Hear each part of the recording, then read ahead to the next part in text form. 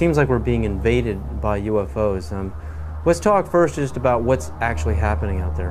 Well, recently, the most dynamic sighting that we've seen, because it's corroborated by an actual government, is the sighting that took place over Mexico recently, where a drug surveillance twin-engine turboprop plane was at altitude taking pictures of possible smuggling routes, and they photographed with their infrared cameras 11 unidentified objects. Some of them were in pairs and in threes, and of course, you know, these were objects that couldn't be seen by the naked eye, but were visible on the infrared cameras. Well, the United States Air Force, after the news appeared in America, and it was covered on CNN and Fox. The footage was shown on Fox. It was shown on CNN, and in the Valley Daily News on the front page had a big headline, UFOs with a question mark, and it had pictures from that sighting. And of course, the United States Air Force had to respond, and they said it was swamp gas. So I don't know whether swamp gas is not visible to the naked eye and visible on infrared, whether it comes in multiple balls, whether swamp gas is capable of doing a complete circuit around an aircraft and then taking off at high speed and right angles into the sky. If it is, then maybe it was swamp gas. But somehow this seems to be a legitimate one, because the Mexican government decided we want to release this to the world. And this follows on the heels of the Belgian general who revealed some F-15 footage years ago of his Air Force planes chasing objects that were exceeding them in speed by twice again what his planes were going at. The French government, over the last couple of years, has released a comprehensive study on the UFOs. The Soviets have been, since the 1950s, engaged in numerous studies about landings, abductions, and the sightings. So we do have legitimate government inquiry going on. And in fact, as anyone in the field knows, the United States government for years has been covering this issue because they were compelled to cover it, because of Ken Arnold's sighting, because of the sighting over Washington in July '52, just after I was born, the famous shot of the V-shaped lights over the Capitol and over the Coast Guard station. So the government initiated originally, I believe it was, there were Project Sign, Project Grudge, the Condon Report, Project Blue Book, and then they engaged J. Allen Hynek. So, you know, the French, Belgian, Mexican, Iranian, and Turkish governments are not the only ones who address this issue. Our good old USA government has, in fact, seen the necessity to put people's fears or concerns at rest. And as anybody in the field knows, these studies went on, and these studies revealed that, you know, most of the sightings could be explained through conventional means, as either hoaxes or weather climatic things, but many of the sightings were unexplained. And so therein is where lies the mystery in all of this.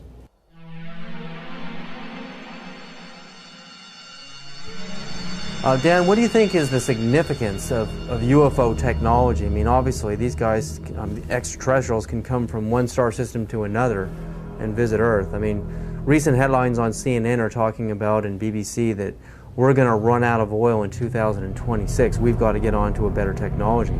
I mean, to be able to go from another star system to Earth, obviously they have the answer.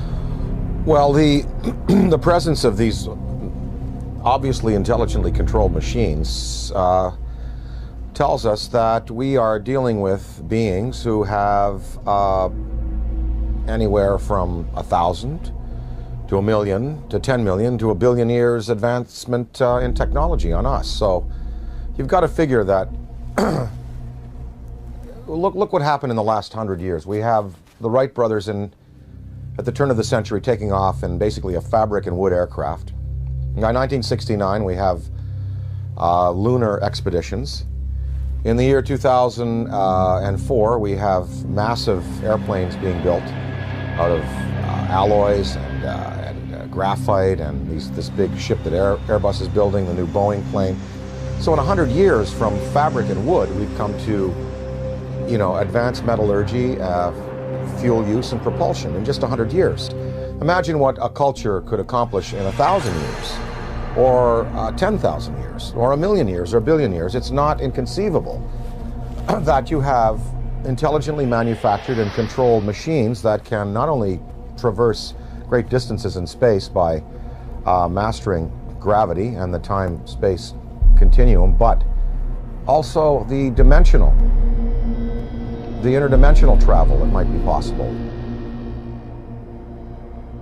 Many theories now purport that there were not only 4 dimensions at the creation of the entire multiverse 14 billion years ago at the time of the Big Bang. There were 11, maybe as many as 21 dimensions. So some of these beings may be coming from an extra-dimensional place. And what it says is that these technologies have been harnessed, and that it's possible to use other fuels that don't rely just on simple combustion. And there are many theories.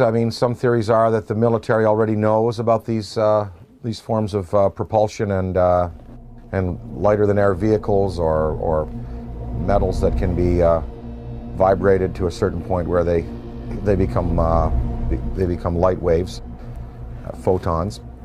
But they're not telling us. They're not going to reveal that, obviously, to us, and we just have to keep the search going. So I think that it's incumbent on us as a race on this planet to begin to find alternatives to the fossil fuels, but we're just not doing it fast enough.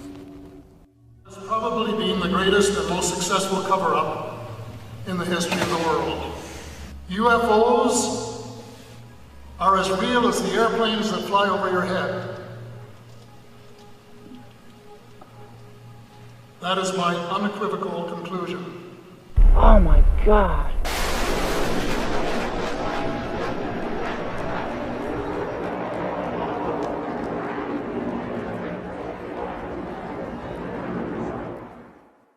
The Avro Arrow story, Dan, you appeared in a movie about the Avro Arrow story. Canada broke the sound barrier. Diefenbaker dismantles the whole aerospace program in Canada, and all the engineers are hired by NASA and Boeing down here, and we finally break the sound barrier. But in Canada today, we have another scientist, Canadian scientist John Hutchison, is using wave induction, using Van de Graaff and Tesla coils and radio. On a 75-pound cannonball, we can see this huge cannonball levitating in the air. Boeing, NASA, Lockheed, all of these defense contractors are going up into his lab in Canada and trying to understand how this thing works, because the next person or the next country that figures out true anti-gravity propulsion systems is going to be king of aerospace on this planet. The Hutchison effect incorporates radio frequencies, Tesla frequencies, and high electrostatic energy to create a type of levitation effect where it can move a 75-pound cannonball of steel or brass bushings, water, wood, and other objects into the air. Are we doing enough in our universities, in our research labs? Are we putting enough money into this kind of a research? And what risks are we willing to take if universities in Beijing and China and Russia, they're actually going into the UFO phenomenon in their universities? But here in America, mainstream science, mainstream physicists laugh at the UFO phenomena. What do you think about that? Budgets are tight all around the world, and as far as putting money into the study of alternative technologies, funding research by people like Hutchison, the money is just not there. If you look at NASA is getting chopped back because the funds that are flowing through government now are focused on the war in Iraq and other things. So we don't even have the money to keep up conventional space exploration, development of metallurgy, fuels, ion drive systems. So I don't see any government in the next 10, 20, 30, 40, 50 years really putting the money into the kind of research that's needed to develop these alternative systems and to perhaps study what is driving these intelligent machines from somewhere else. Now, of course, that's on the visible side of things. We're hearing a lot about these special access programs where congressional money is approved by a very narrow slice of the membership in the legislature and given to the military to do basically carte blanche what they want with. So there could be a black military program that is producing what people are referring to now as the big black deltas, which are these huge black triangles that are being seen all around the world. The big black rectangles, which are also being seen all around the world. So maybe they look a little like this. The F-117, they look a little like the B-2 bomber. Maybe these are special access programs that have been applied to alternative technology. And that it is time that world governments officially acknowledge. I don't see them revealing, these the sources of these programs, nor their applications right now. Okay, I worked in the U.S. space program for 36 years. I was a contractor employee, first working for McDonnell Douglas and then ending up working for Boeing after McDonnell Douglas was purchased by Boeing. I started at the end of the Mercury program and then worked the whole Gemini program. And during Gemini, I was responsible for the design of the equipment for the life support system. And so I had a distinct interest in keeping astronauts alive and having successful equipment. During the program, when we were flying the Gemini spacecraft, my interest in UFOs became very real. It became real because, first of all, Gemini 2, which was unmanned, it was rumored and talked about among our researchers that 2 UFOs had followed Gemini 2. And then Gemini 2 was, of course, recovered later. And I didn't think too much about that except, yeah, that's kind of funny. Very interesting stuff. And then when Gemini 4 flew, and its 4-day mission, 66 orbits, with James McDivitt and Ed White, about halfway through the mission, McDivitt said he has something up here with him.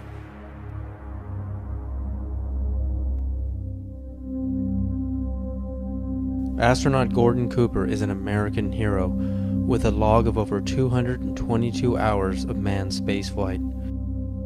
He had a long and illustrious career of service to his country. With over 11,000 hours of flight, he was a fighter pilot, U-2 test pilot in the Air Force, and is one of the first men to ever fly in space. He orbited the Earth 22 times in Phase 7, the last of the Mercury missions, on May 15th and 16th of 1963. On August 21st of 1965, he orbited the Earth again on Gemini 5 and remained a backup for Apollo 10.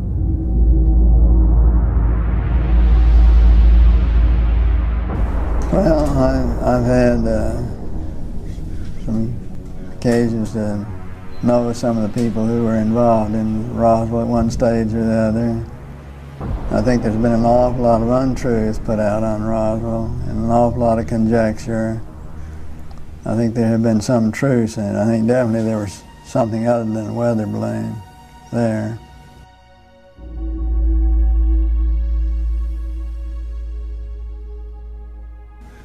Very likely. I'd like to think they reversed engineered it and did something with it. Did some benefit with it, which would be the logical thing to do, but I have no way of knowing whether they did or not. Within hours of the crash at Roswell, U.S. General Nathan Twining designated the visitors as enemy aliens. It appears from his book that Colonel Corso agreed with that assessment, and that it has remained as official U.S. policy ever since. At that time, however, it was an enemy, quote unquote, about which the U.S. could do nothing, because the visitors were so technologically superior. That led to the recommendation that the discovery be treated with the utmost secrecy. to the point that the crash at Roswell didn't happen and that UFOs don't exist. The rationale was that the ordinary public couldn't cope with the news and might easily panic. Area 51, Dan, I mean, we hear stories from Bob Lazar, we hear stories about alternative space program theories, you know, we're building UFOs and reverse engineering UFO technology since the saucers crashed at Roswell and the plains of St. Augustine, and we have reverse engineered that technology today. That's the theory, and NASA is just a smokescreen program.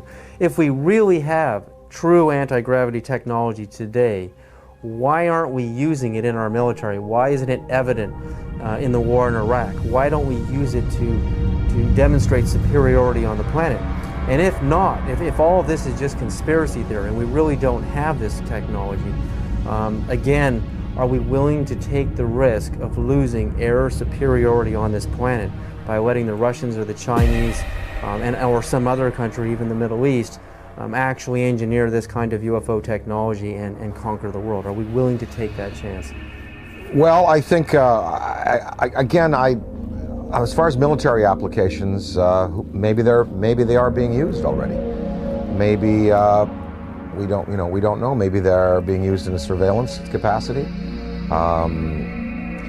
As far as weapons that could be associated with such vehicles, one would have to think that if the propulsion system is as sophisticated as it would need to be to have these vehicles just hover, stop, noiselessly take off at right angles, do 3 to 5 to 6 to 20,000 miles an hour, one would think that the military application would then take the form of, rather than rockets and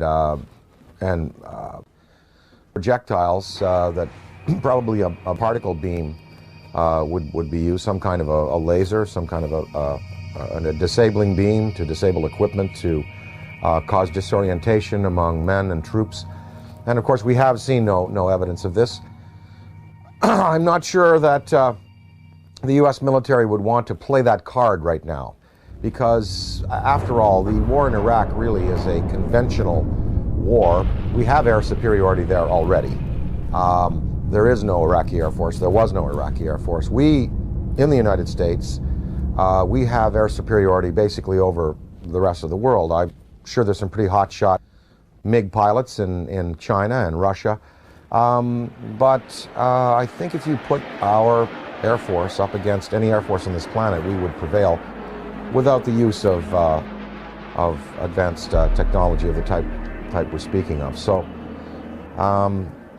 I think that the U.S., if they have these things, they would probably save them for a more drastic confrontation, perhaps a confrontation with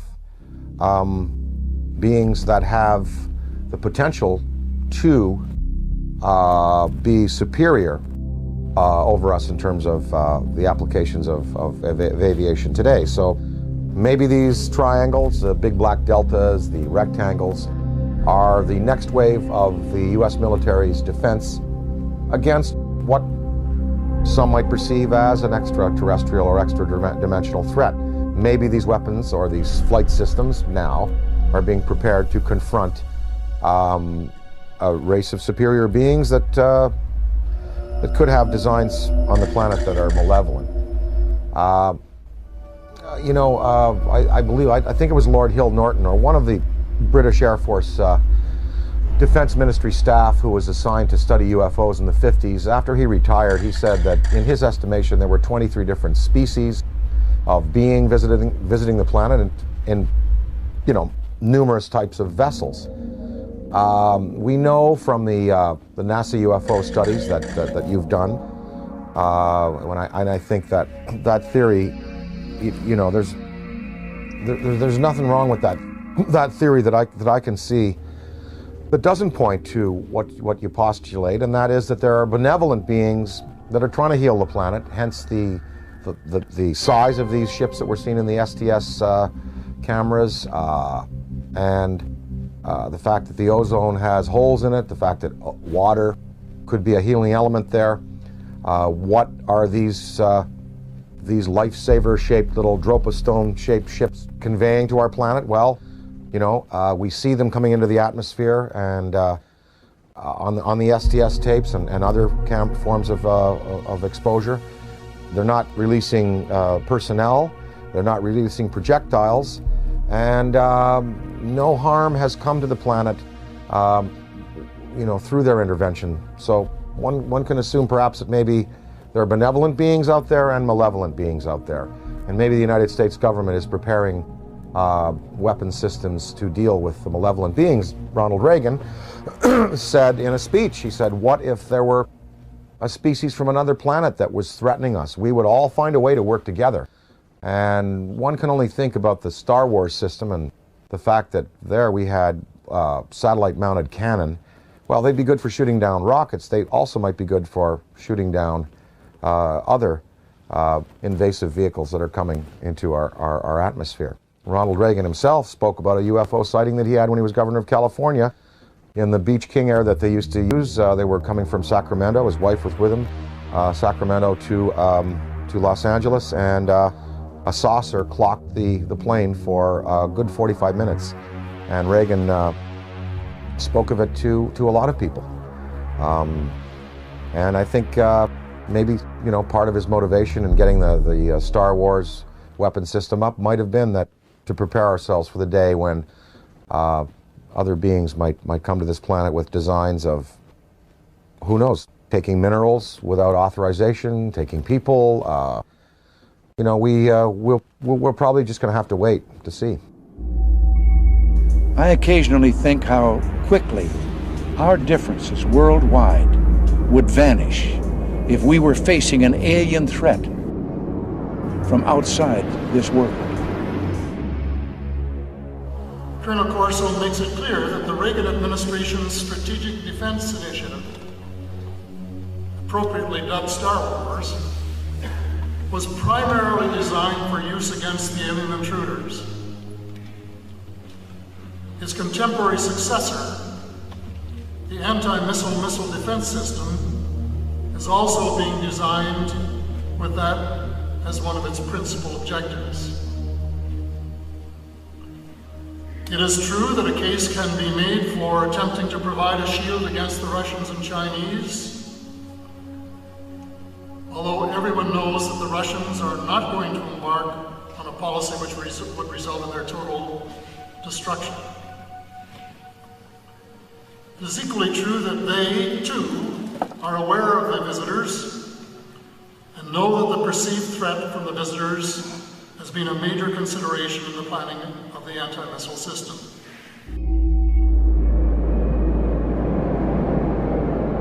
And the incident in question, as at least from my perspective, almost ignited a nuclear war, and that was 5 unidentified objects were picked up on radar coming in over the Pacific Northwest, Northern California, Southern Washington, Oregon area. As these objects approached the coast, Strategic Air Command went on a alert. We were in a defense condition, or what is referred to as a DEFCON, Defense Condition 3, which means that the nuclear forces were ready, but they weren't on a ready stated alert. We elevated that to Defense Condition 4. Defense Condition 5 is launch. When we went on our alert, the Russians were also monitoring our nuclear armed forces as we were theirs. And so they knew that our bombers had gone to fail-safe. They knew that the launch codes had been given. They also knew that the hatches on the ICBM missiles had been removed and that we were getting ready to do a launch. I know that Nixon, President Richard Milhouse Nixon, picked up the phone and called the Kremlin. The White House notified the Kremlin that these objects were not, and I repeat, not a preemptive launch by us, that they too, the Russians, had been tracking these objects as they came in over the Bering Sea.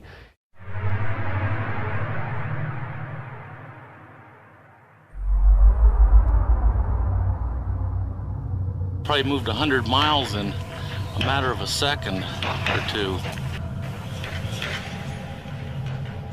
When we look at alien abduction, I mean, the idea of a human being being taken and having an implant inserted into their body, I often think of how biologists, how we tag whales. You know, we put a chip on a whale and we can track them via satellite, and also how, you know, we go into a frog's pond and we pull out the frog and we spread it out on the table. Remember in biology class we used to do this, and, you know, stick the little needles in his legs and cut him open. I mean, that's how we look at another life form in another world. So is it really a sign of violence and negativity that an extraterrestrial civilization is coming to Earth and doing the same to us, putting computer chip implants on us to track us, know where we are, study our species, do a little bit of biological experimentation? I mean, I know for us it's horrific. I mean, it's absolutely a violent thing for us as humans, but from their perspective, do you really think that they're being violent? Well, again, I have to go back to some of them might be here for good purpose. And that it is time that world governments officially acknowledge And some are here for selfish purposes. Maybe these abductions, even though they're done in a objective but biological way, like we dissect frogs, maybe they're doing it just for fun and for sport. I mean, I don't know. I think probably that that the fear could be justified in some senses. Anne Druffel has written this book about how to prevent being abducted. And we really think, even if benevolent species coming to this planet and taking a man and a woman and taking ova out of a woman and sperm out of a man, that's tremendously invasive and very traumatic for the human beings. So even if the motives are good, these actions are as violent as anyone we're capable of on the planet. I think that a certain amount of fear is justified. If you look at Day the Earth Stood Still, the first thing that happens is the army is assembled and guns are shot at these beings and at the ship.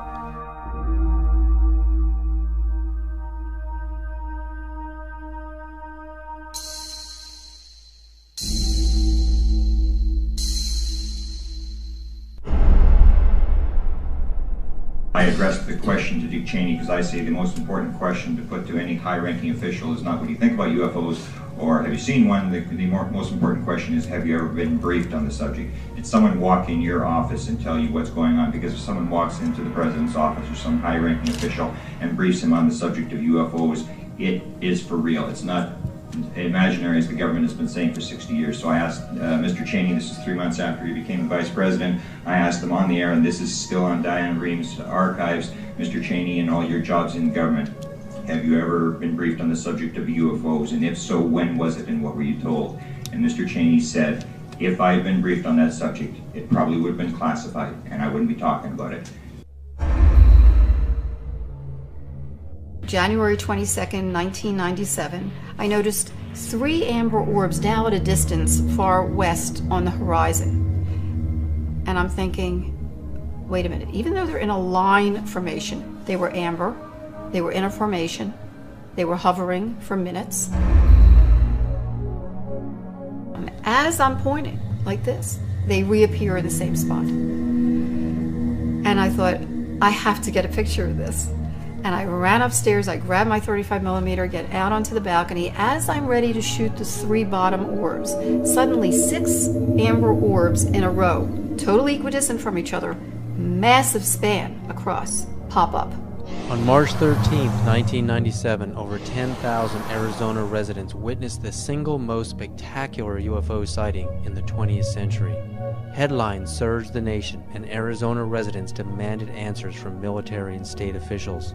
A mile-wide UFO was seen from as far north as Flagstaff, Arizona, and then the giant triangular UFO hovered above the great city of Phoenix, Arizona, where Dr. Lynn Ketai shot this amazing videotape.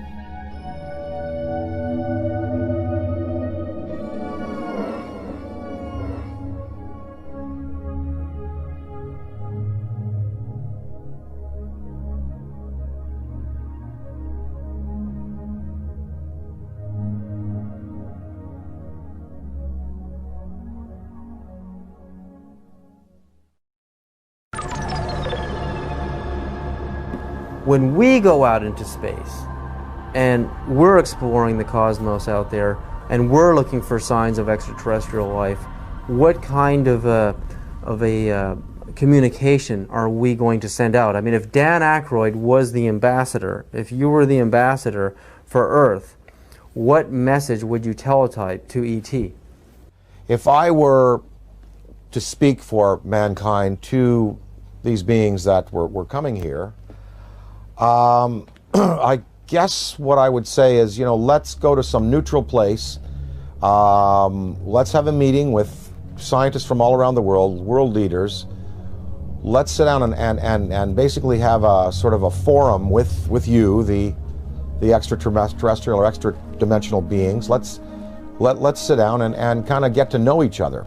And, you know, human instinct is pretty good. And I think, you know, it would almost like be a sort of a G8 style kind of summit with world leaders, scientific leaders, and these beings. And you'd sit down with them and, you know, after about a week, or even a couple of days, or maybe a few hours, you would really sort of get a sense of what they're up to. But of course, you know, childhood's end, Arthur C. Clarke's great story. It looked like these beings were benevolent, even though they had a malevolent appearance. And in the end, we find out that they meant no good for our planet. So I think it's important that some branches of the military and police be briefed on these in a very real sense, and be told, you know, they are real, people are being abducted, there is mind control in play here, and that we do have to be vigilant. Now, if we knew that there was a purely benevolent race, like if something happened in Iraq where all of the electronics went out in the American military and all of the insurgents' rifles jammed, or we saw all of the polluted waters in North Carolina from the pig farming completely healed overnight, and different signs like this, then we would know we're dealing with a benevolent species, and then we could really be open and welcome. But then again, we would have to be cautious, because beings with that much power could give the impression that they're here to help when really they're not. So the verdict is out on all this. We just don't know which ones are benevolent, which ones are malevolent, and the degree to which they're going to continue interacting with our planet.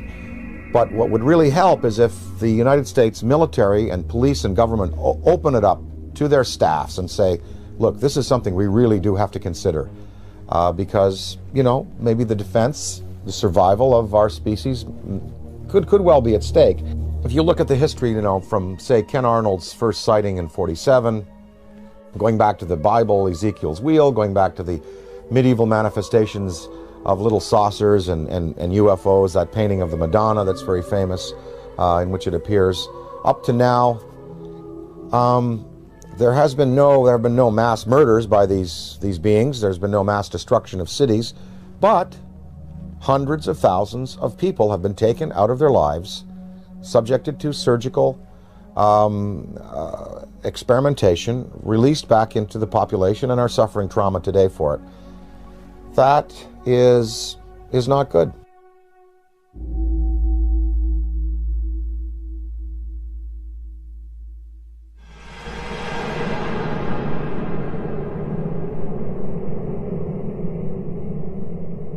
The idea, I mean, like in the movie Close Encounters of the Third Kind, the meeting on the dark side of the moon in Devil's Tower, Wyoming, I mean, it seems like the logical thing to do. I mean, we have a communication, a teletype message, we have a place, a location, and a time, and we isolate it from the public until we know it's safe. I mean, we check each other out. I mean, this seems like the most logical thing to do, you know, even rather than meeting on the White House lawn. I mean, this is the way we would like it to happen.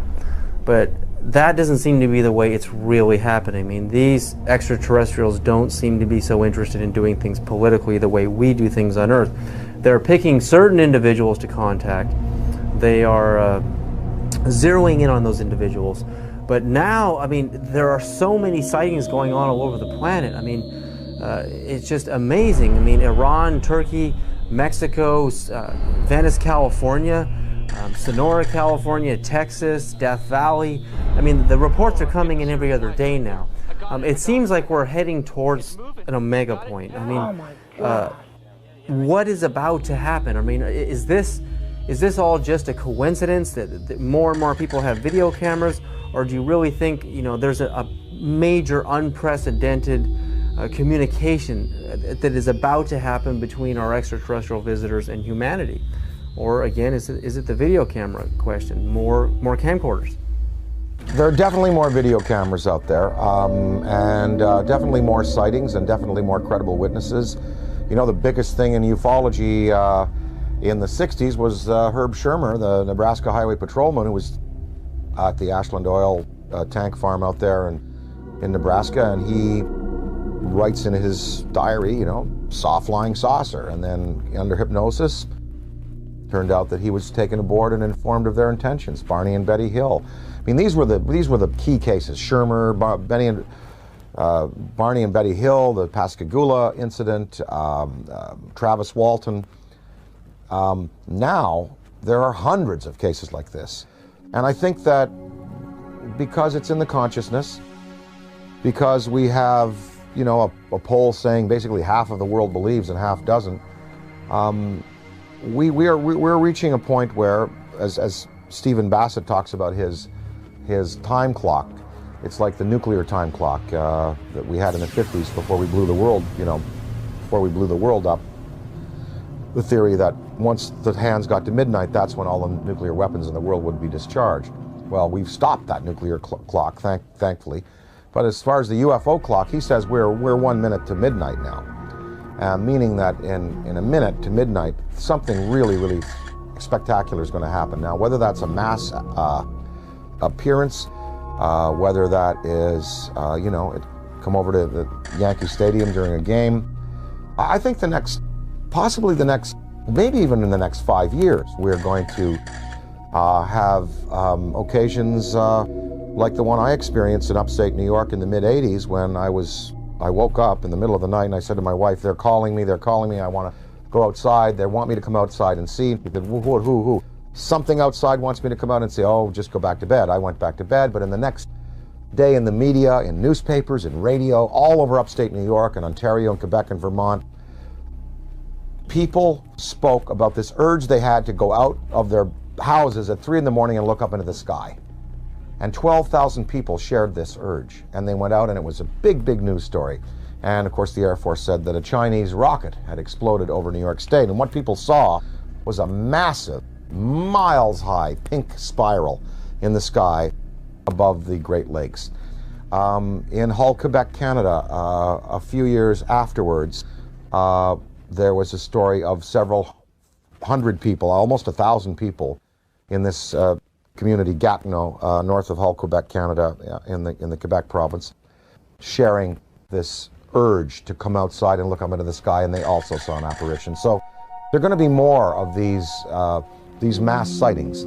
And, you know, the day that 1 million people in Idaho at a rock concert or something see it, that is when you're going to really get the conventional military and police sitting down to say, well, it's time to throw the Brookings Institution report out and lay it open to the people and let the people decide, you know, what must be done in conference with our state leaders.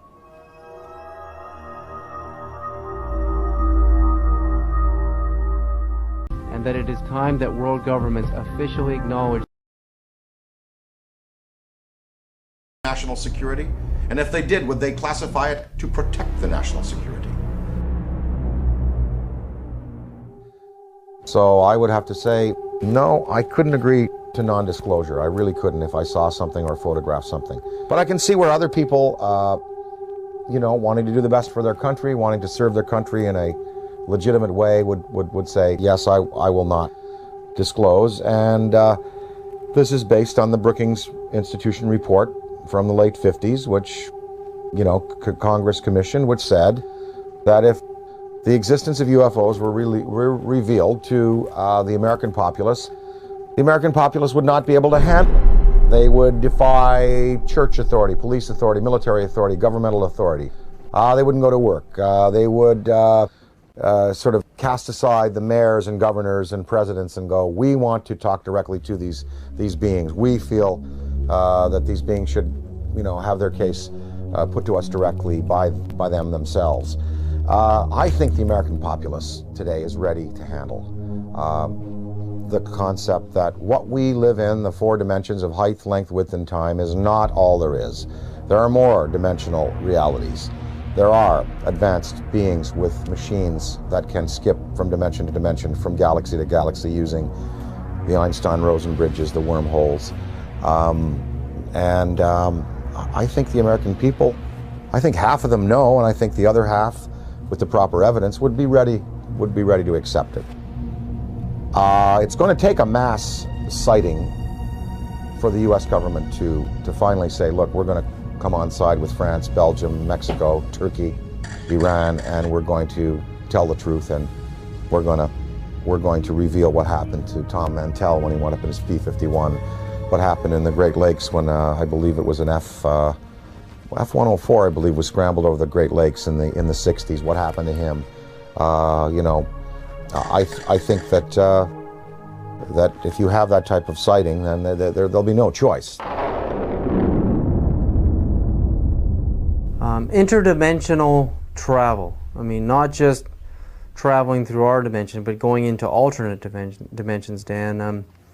Would you, and if you could, a spaceship arrives in your yard, and you've got the barbecue out, and there's the steak on the grill, and they want you right now to come with them and go into another dimension, and to move forward and backwards on the timeline, to go forward in time and backward in time. If you could move forward and backward in time, are there any events in human history that you would interfere with, that you would change to alter the destiny and the course of humanity? Well, I wouldn't want to go back in time and change anything, because that would be a tampering that I wouldn't serve mankind well. Although there are many horrors, of course. Wouldn't you have loved to have caught Hitler as a 15-year-old and have him drown in a river? Because then we could have solved the Holocaust problem, and then World War II may not have. Well, look, there were 2 guys. There was Otto Dinkel. You ever heard of him? Well, he was an orator hired by the German army, just like Hitler was, to speak. If Hitler died, maybe Otto Dinkel would have been the guy that would have gone on with this rabid anti-Semitism and wiped out 9 million people. Of course, one thinks of those things, but you don't want to go back in time and play with events, because where we've come to today and the improvements we've made in human rights and in regarding ourselves as sacred, they've come because of the bad things that have happened. Now, if I went into the future, I would want to see where this planet is 300 years from now. Did we make it? Did we make it? That's what I would like to know.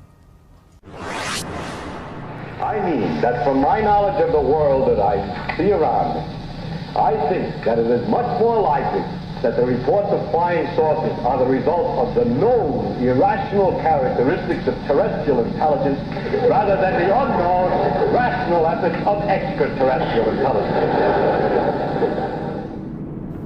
Interdimensionality, again, if you could move forward and backward in time and meet any personality, any public figure, celebrity, or politician, or mystical figure, is there anybody that you would like to sit down with? If you could have lunch with them, or just sit down and talk to them and have a discussion, forward and backward in time? Oh, I'd love to spend an afternoon with Richard Feynman. Would love to sit down with Heisenberg, and of course, Einstein, Niels Bohr, Max Planck. I'd love to sit with the particulate, the quantum physics guys, because there really is the root of understanding how and why the world is the way it is, and the joy of these studies in antimatter that are occurring.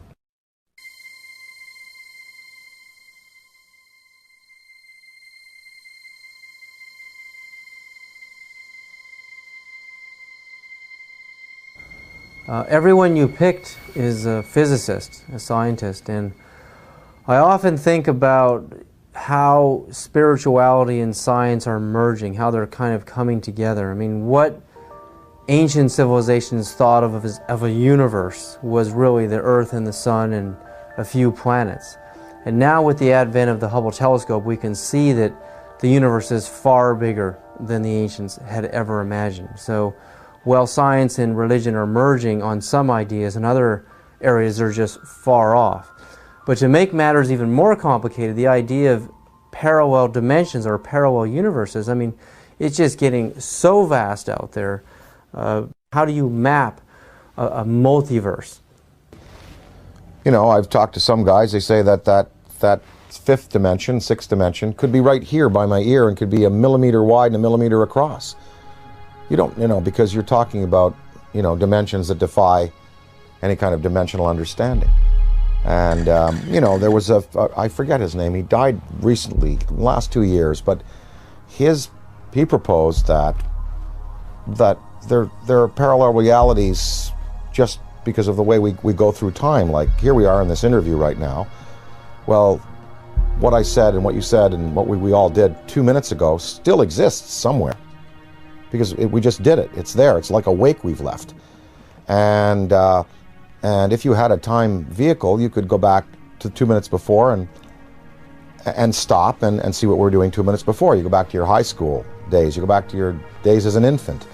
And those realities are still existing alongside what we're progressing through. You know, it's all a beautiful, beautiful mystery. I am here because I am a writer, a performer. I find it entertaining. I'm not a scientist. You know, and I'm not a theosopher or philosopher. And you know, I am just here because it is enormously, enormously entertaining. And mysteries like this are challenging. And it's really, really fun to contemplate that, you know, there may be beings out there who are concerned about our planet and who may give us the opportunity to advance ourselves. It's really fun to contemplate.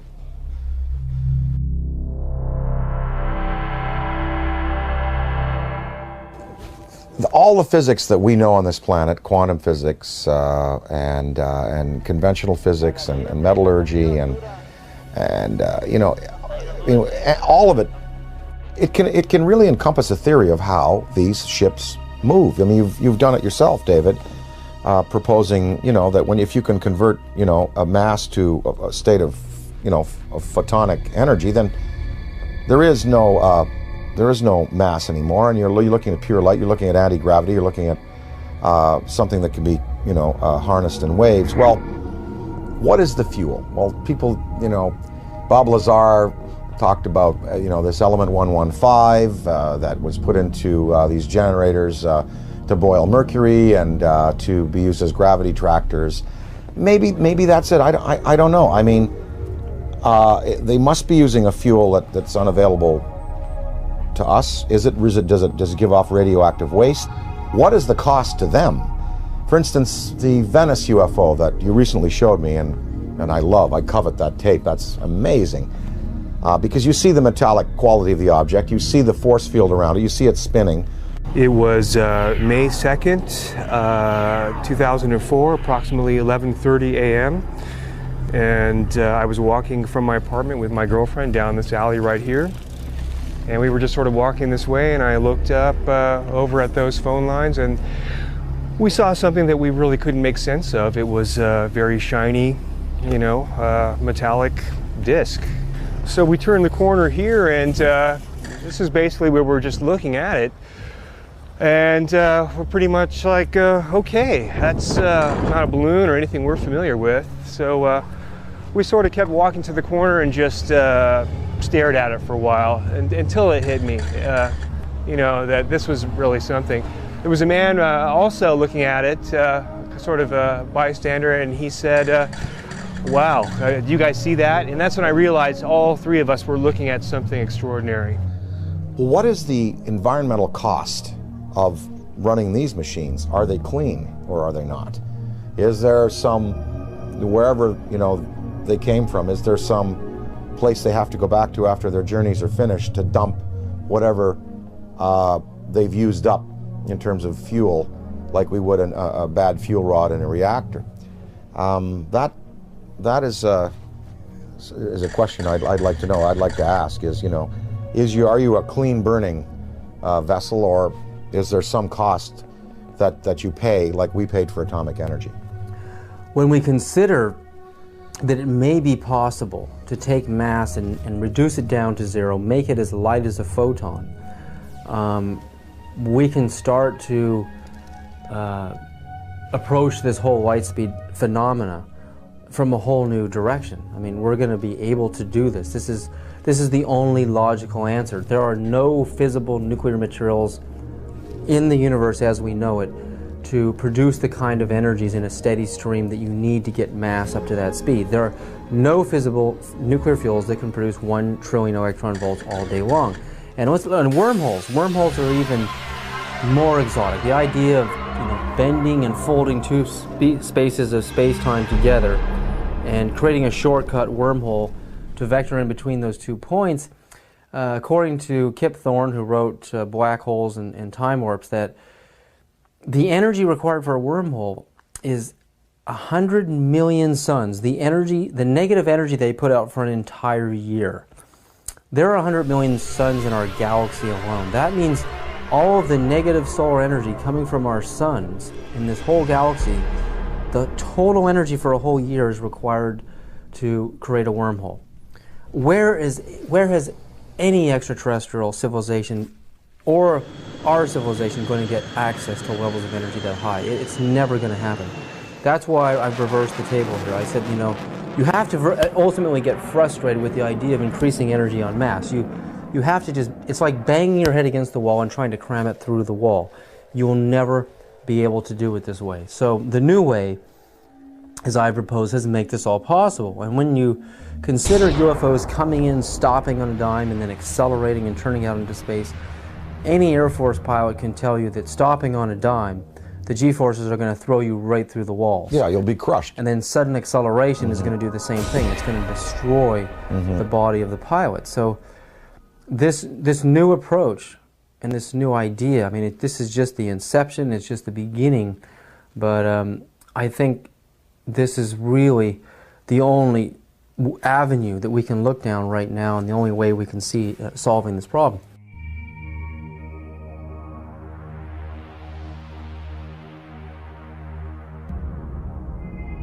While Gordon Cooper was an Air Force pilot stationed in Munich, Germany in 1951 in the 86th Fighter Bomber Group, where he flew F-84s and F-86s, Cooper testifies to having chased disc-shaped UFOs that outmaneuvered the most advanced fighter jets of our time. We were flying in Germany, and we were flying F-86s. And they would come over and do the same maneuvers that we make, except every once in a while one of them would go zip. And you just can't do that in a fighter, a conventional fighter. They're just typical saucer shape, double lenticular shape, metallic looking. Well, yeah, they weren't just random. They were flying fighter formations, very definitely under positive control.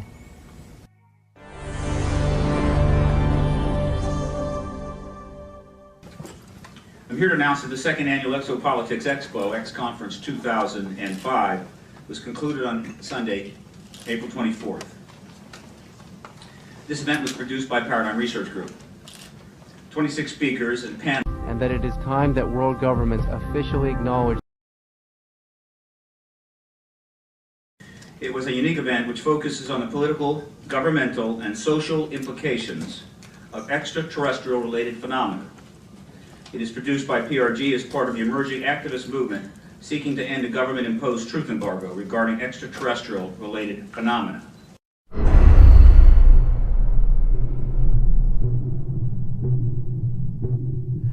Do you believe, and describe, do you believe that your show was shut down for national security reasons? And tell us a little bit about what happened with the show out there. Well, what happened? We sold the show to Sci-Fi Channel, and it was called Out There, and I basically interviewed all of the people that I admired in various fields of study, like Colin Andrews from the crop circle movement, Linda Moulton Howe, the expert on cattle mutilations, John Mack. And let me just put a pin in things right there, because John Mack has taken the study of abductions, UFOs, right out through the other side, and he's going, yes, we know they're here, we know they're coming, we know people have been taken, we know there's experimentation going on, we know people have been told about agendas. What we now have to do is use that as a key and as a motivation to socially transform this planet to a more peaceful, more loving, more tolerant state. So his movement, the movement for social change, has just accepts as a fact abductions, UFOs, interplanetary intervention, and what he's doing is taking it out through the positive side of it and saying, now we must use it to socially transform. And I think his message is great. But I talked to him, I talked to the Allagash guys who were taken in the canoe on that trip in Pennsylvania. The last show we did, I had both Bassett, who has the UFO time clock, and then Greer. Both Bassett and Greer were there. They were my two guests for the day. Well, the show was canceled that afternoon. And I was outside, before I knew it was canceled, in between the interviews. And I was outside, and Britney Spears called me because she wanted me to appear on Saturday Night Live with her. And so I was outside having a cigarette, the phone rang. Oh, Brittany, how you doing? Oh, sure, of course I will. I turned away like this. I turned back, and there was a black Ford across the road, a black Ford sedan. And I was trying to look at the plate, and the plate seemed kind of like fuzzy, and I was, definitely a police car.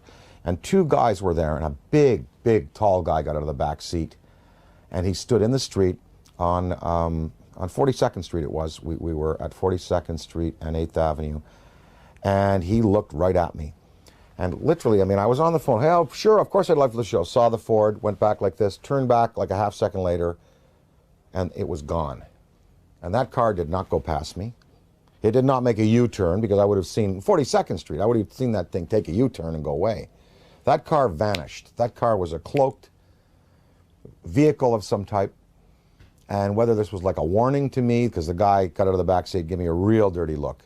That car vanished. I know what I saw. And it was just this fast. It was, oh, hi, Brittany, sure. Oh, of course, I'd love to. Guy gives me a dirty look. Oh, well, sure. Car gone. That's what happened. And then 2 hours later, we were told we were not to continue taping, and the show was canceled, and none of them would air. I don't know. I don't know. Was that an MIB experience? Black helicopters, military abductions that happen. Sometimes people are taken and they talk about then being visited by military personnel and debriefed about their abduction.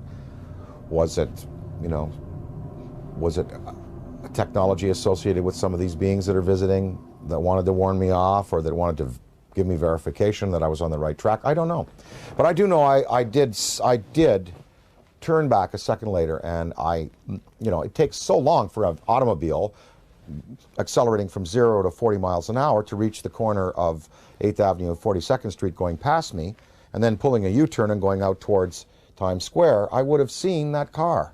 And I looked around. I was looking for that then. It was gone.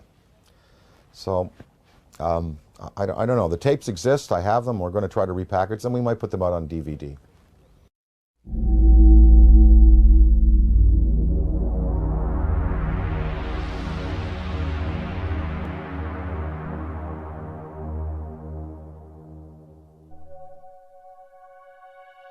I was having some cameramen film the installation of a precision landing facility we were putting in right on the edge of the dry lake. And this saucer flew right over them and put down 3 little gear and landed out on the dry lake bed. And they went out to, picked up their cameras and moved on out toward him filming. And he lifted off, put the gear back in the well, and climbed out at a very high rate of speed and disappeared. And so while I was going through all the regulation books and finding out the number to call in Washington to report it, I had him go over and develop the film. the time they got back with the developed film, I was on the higher and higher and higher level officer talking to me. Finally with the colonel telling me to, when the film arrived at my desk, to put it in the carrier pouch. There would be a courier there at my office by that time already, and they'd arranged for him to fly in our base airplane back to Washington with these films, and do not run prints, etc., etc., etc. We didn't have a chance to run it. I had a chance to hold it up to the window and look at it. It was certainly good film. Well, by this time I was involved in the research and development and doing very classified programs myself, at the test center. So I knew that we didn't have any vehicles of that kind, and I was 99 and 9/10% sure that the Russians didn't have any of that type either. So there certainly was, at that point in time, there was no doubt in my mind that this vehicle was made at some other place than here on Earth. And, yeah, well, Buck Rogers and Flash Gordon coming true. Dude, I got it, man. Probably moved 100 miles in a matter of a second or two.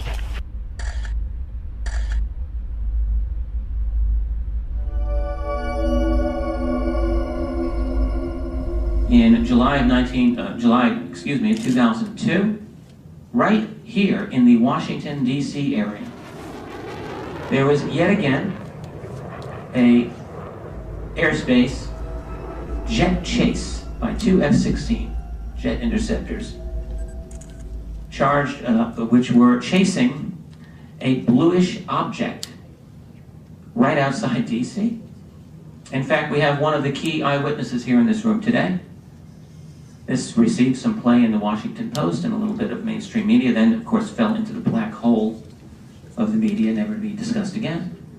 What were these objects that were able to outperform F-16 interceptors in a post-9/11 America? What is going on? And what are the consequences, or the potential consequences, in the event that we should shoot down a few of them? A related question that I have been asking myself is, to what extent are they really an enemy? What crimes have they committed against humanity? They have certainly upset the military by flying over their most secret installations, by shadowing their planes, and by buzzing their astronauts. The Army shot 1,430 rounds of anti-aircraft fire at the UFO between 3:12 and 4:15 a.m. Army Chief of Staff General George C. Marshall wrote a top-secret memo to President Franklin D. Roosevelt that the U.S. Navy recovered an unidentified craft off the coast of California. The retrieved craft was in fact not earthly and in all probability of interplanetary origin.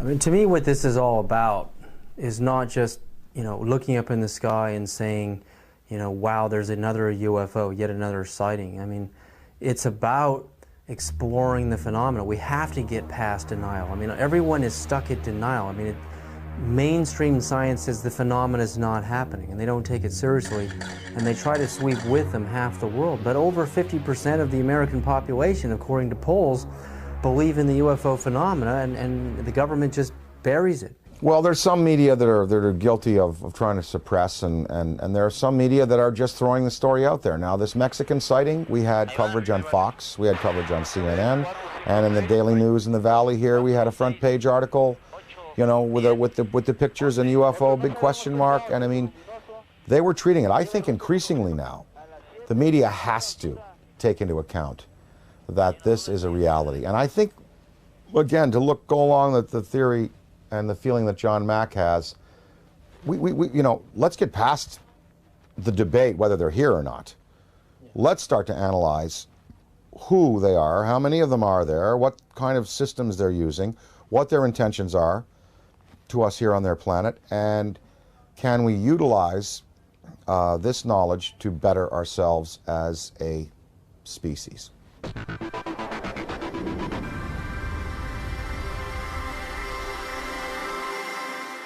With the advent of the Hubble telescope, I mean, when you see how big it really is out there, and the idea that we're stuck on this myopic little ball, we're just glued to it, we can't get our eyes off of it.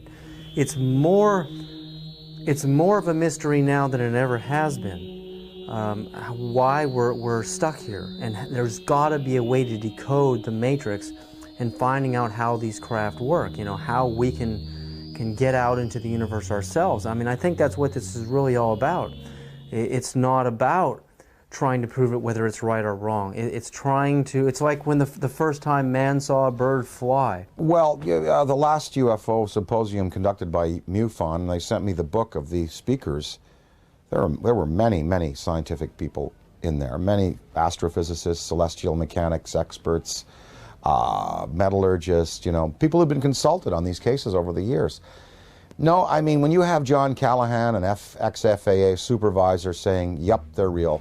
When you have John Schuessler, who was a Boeing engineer, now running MUFON, and saying, yep, you know, they're real. When you have, you know, pilots and personnel in the police and military coming forward in the Rockefeller Report and in the Disclosure Report saying they're real. When you have a Belgian general on television showing you a tape from a fighter which is filming an object escaping at high speed, when you have this Mexican case, you know, I think we can pretty well put it to bed and say, yep, they're here, they're doing things to us, with us, interacting with us.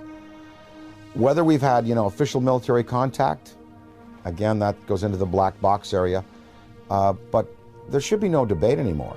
UFOs exist. They are intelligently manufactured and guided technology from somewhere else, not this planet.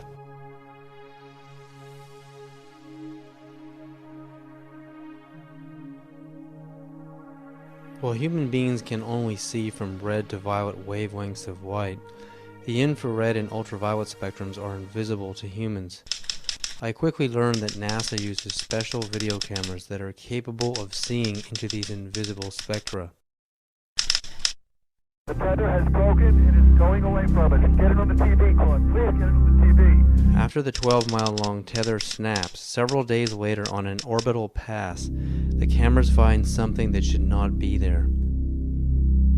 In the NASA STS-75 tether incident of March 1996, we find NASA using ultraviolet light-sensitive video cameras. This is where some of the largest UFOs ever caught on videotape have been captured. Huge dish-shaped luminous UFOs swarm the tether. We know the tether is 77 to 100 miles away from the cameras on the shuttle. The UFOs pass behind the 12-mile-long tether, so we can therefore use the 12-mile length of the tether to measure their minimum diameters. Some measure between 1 and 3 miles wide, making them literally motherships. In Project Blue Book files, UFOs with these same features have been reported several times as shiny metallic discs with dark centers. Specifically, in the invisible infrared, Trevor James Constable, a retired World War II radar operator from New Zealand, has photographed many UFOs with the same features, translucent discs of light with dark centers.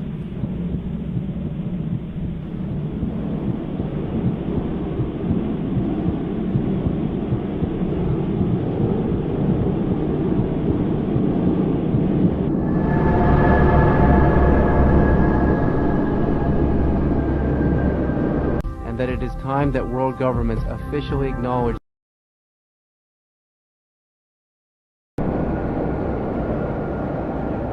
The time has come to lift the veil of secrecy and let the truth emerge so there can be a real and informed debate about one of the most important problems facing our planet today.